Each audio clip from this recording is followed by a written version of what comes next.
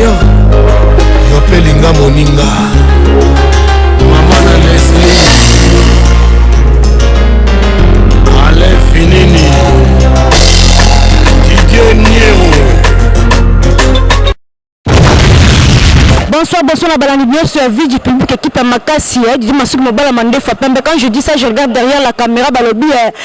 pendant son Congo, et dit nos images, Balobi Bazoua, jamais Bazoyo. Donc, on a le combattant Moko Azam Pandi. J'espère qu'il a un mot à dire par rapport à Makambon désolé. Pourquoi tu kangi? Parce que tout le monde va combattre, Bakangi va combattre, va condamner, va 10 ans, va 5 ans, va robimati, tout le monde général de Gaulle Azar en appel.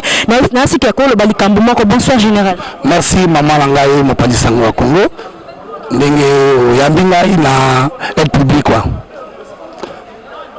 ndenge otolo baka siko ke pona mametali ndenge bakangi bandeko na biso azui bakangi bandeko na biso ba combattant ba collègue nanga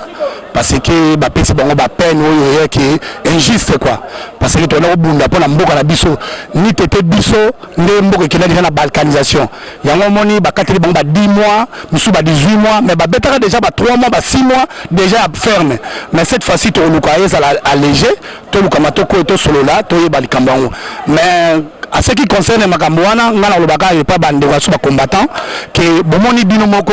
combat to kota ke zaki combat li sécurité to kota ki combat tant tomber victime to limbisi na bande ko ba funda ki tuana c'est entre nous et ça lokola soda soko ba bete masasi na zamba to ko tikete so kufinante to ke na yeti soko ye moko lobike en tout cas moyen souté boliminer na wa to liminer mais soko lobite to simbe to zonga neti soda ça la réécrit à ça la réécrit a retiraka et ça des soda qui mara ba ex-France ba qui mate to zali on pas to ça qui ne to récupérer qui to zonga qui parce que trahison les gars qui na katia groupe nenge la gars qui na katia armée yango moni ndenge olobi na ngama metali combattant na olobana ke 10 mois ba 18 mois ba condamné bango bana Congo bo banga te toza toujours ba combattant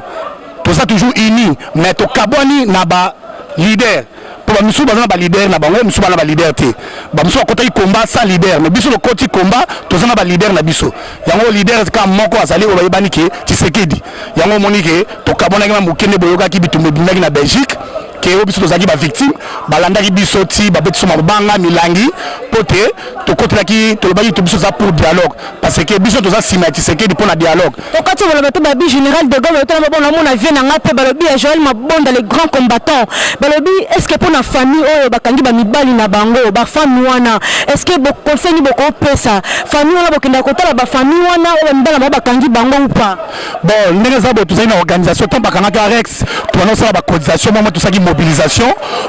salamaki ba tricot Rex et tambola na Belgique na ba marche surtout toujours récupérer ba libérer Rex et salamaki na bande ko musupe o mona ki peke ba kota ki pe ba boloko to saki tout to futaki ba mbonga ba foka et salamaki ne ba bimaki yango cette fois-ci loka bazo kota mais prison à tout ezate prison ba kota ba vana ferme et ça prison moko ba tcha bango ba bracelet na makolo donc na ba bracelet ba no la prison mais ba bima na tongo ba kota mo la bango RC ko ki peut-être 20 heures ba zone prison et ça sous prison fermeté parce que la loi Tobira et c'est le bakango prison ezali moins une année besoin assurer nini na famille wana ba famille wana ba combattant ba kangi bango besoin assurer nini besoin bana bango nini ba famille wana bazana bana bazana basi na bango besoin assurer bango nini to assurer bango ka ke to soutenir bango tina suka ndenge comme d'habitude comme d'hab to soutenir bango et le na lobaka yango wana to tika te yango tango ebi ko za combattant ba bengi yo oya ocha moi quelques locaux ndeko nanga ko boya te car système mais bande on a besoin de l'on a banoké et ça c'est ça que prison ferme même babi prison ferme baba na kono là na prison ba za libanda pour en loi en France échanger et ça tena ba bamboka musu na beta cette place wana ba okanga bango to bolongo na bona moi to kutana bon mais 18h 20h il faut la prison wana ti musu sur 5 mois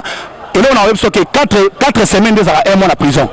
donc ils ont passé même quelques semaines ici en langue. Si on vient pour le dialogue, est-ce que tu as moi à dire par rapport au dialogue? Merci pour la question à dialogue. Dialogue, on peut déclarer qu'il y a un dialogue où la communauté internationale écoute.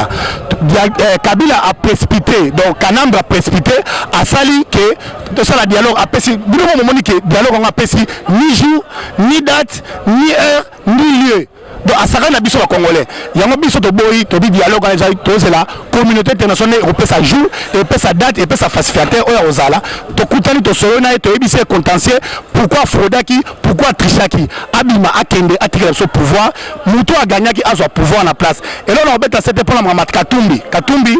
Moïse Katumbi azane côté na biso côté à peuple bandeko oyo bozo ba que Moïse Katumbi aza étranger bolongola ba makambo ba mentalité na ba étranger bo tsanga na pembeni so sala musala bien ngana yebi que Moïse Katumbi was la premier ministre na gouvernement ya Tshisekedi akosala na Félix Tshisekedi Félix a la ministre ya affaires étrangères comme d'habitude peut-être que nous préparer élection à biso crédible paix transparente ya Tchitchi mutoza la président bon matabo kita eza bongo ya misato yona obake nazana sengo parce que lelo bino oyebi Selezino azali leader ya bana njili oyo babimisi ezali Selezino mwana njili abimisika yeyo ba combattant ba ye ko cha commentaire siko vito quand tu vas battre Selezino aza combattant Selezino alinga mama musique to ndenge ni mo kabimisi so album mais il faut pas que Selezino eza musala na ye eza musala na ye oyo asalaka mais azali muto aza na conscience esalaki amoni ke mboka na ye population zo kufa sikoyo akoyembela nani azomona yango avant abaki ke musala bino bakomata bosaninga na zuya comme naza artiste engagé bango na evala bakutani bazui artiste engagé pour na peuple yango na obeta sete na bandeko oyo boza na Congo botala album yango ya Selezino zo sala publicité te ki botala album oyo bana panza sama Congo dino image botala album oyo ya Selezino ebimi le 12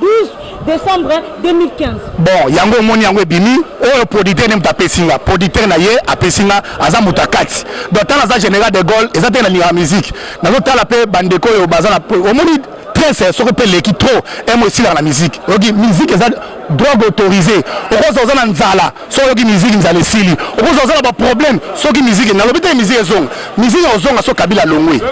mais ekozonga na norme to na ba sécurité donc yo tant aux artistes aux akuna Congo soko ye akobeta musique oyeba oyekobeta musique oza ko ambassadeur okoyite jamais ko sente bana biso a merci beaucoup en général merci beaucoup